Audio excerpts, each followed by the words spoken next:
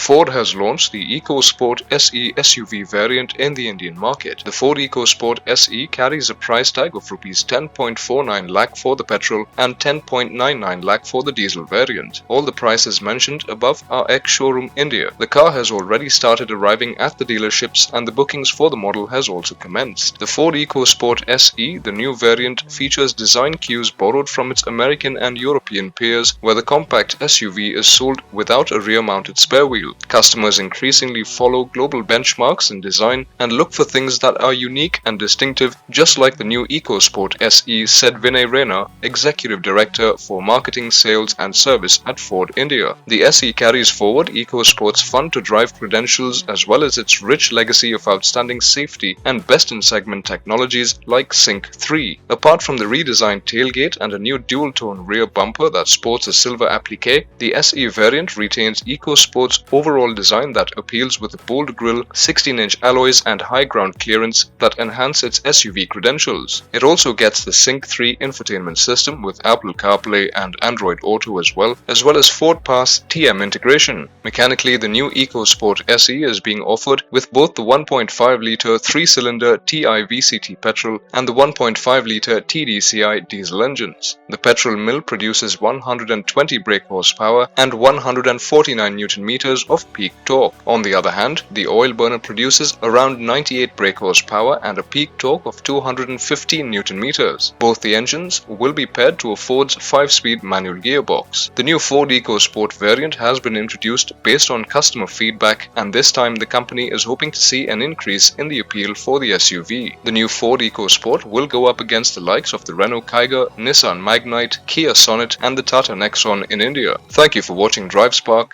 Like, share and subscribe to stay in the know of the latest happenings in the auto industry.